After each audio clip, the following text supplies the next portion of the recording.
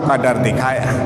मुसलमानों का डर दिखाते दिखाते देश की कार्यपालिका पर ब्राह्मणों ने कब्जा कर लिया, देश की न्यायपालिका पर ब्राह्मणों ने कब्जा कर लिया, देश की मीडिया पर ब्राह्मणों ने कब्जा कर लिया।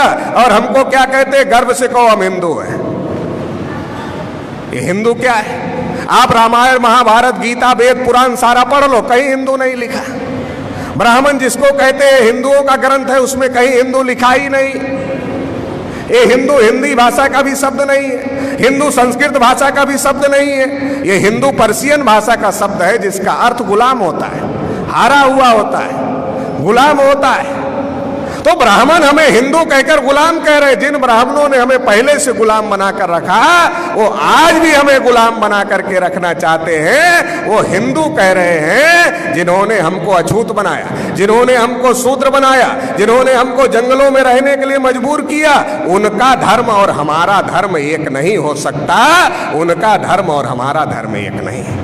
वो हमको हिंदू कहकर गुलाम कहते हैं और इस देश को हिंदुस्तान कहते हैं। उनको पता है कि ये देश उनका नहीं है, ये देश उनके गुलामों का देश है, इसलिए इस देश को हिंदुस्तान कहते हैं। इस बात को हम लोगों को समझने की जरूरत है, क्योंकि हमारे मुसलमान साथी भी बार बार हिंदुस्तान हिंदुस्तान कहते हैं। हिंदुस्तान नाम का कोई देश दुनिया के नक्शे में नहीं है। इंडिया दैट इज भारत बाबा साहब अम्बेडकर ने संविधान में लिखा है, क्योंकि बाबा साहब जानते थे बदमाश लोग हैं, कल इंडिया का ट्रांसलेशन हिंदुस्तान करेंगे, इसलिए पहले ही लिखा India that is Bharat. India Bharat है, ये हिंदुस्तान नहीं है।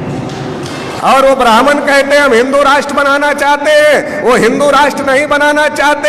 हिंदू राष्ट्र के कह करके SC ST OBC को अपने तरफ खड़ा करना चाहते हैं और मुसलमानों को के विरोध में खड़ा करना चाहते हैं। इसके लिए वो हिंदू राष्ट्र की बात करते हैं। RSS कहता है हिंदू राष्ट्र हम बनाना चाहते हैं, मुसलमान भी कहते हैं RSS हिंदू राष्ट्र बनाना चाहता है। बिल्कुल हिंदू राष्ट्र नहीं बनाना चाहते, वो इस राष्ट्र पर ब्राह्मणों का कब्जा करवाना चाहते हैं, केवल ब्राह्मणों का कब्जा करवाना चाहते हैं, SC ST OBC का नहीं।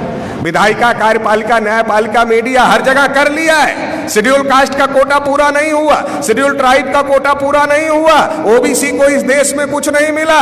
मुसलमान जो गुलाम भारत में 33% प्रशासन में थे, वो 2-2.5% पर आ गए, उनका भी सत्यानाश हो गया। हमको आपसे लड़ाया, आपका भी सत्यानाश हुआ, हमारा भी सत्यानाश हुआ।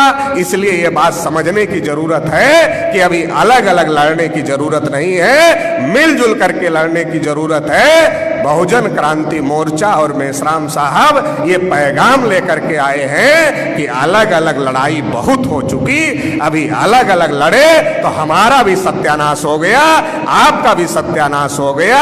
इसलिए अब जो मजलूम है, मजलूमों को इकट्ठा होना पड़ेगा और जालिमों ने जो नाइंसाफी का निजाम कायम किया है, इसे ध्वस्त करना पड़ेगा और इंसाफ कायम करना पड़ेगा।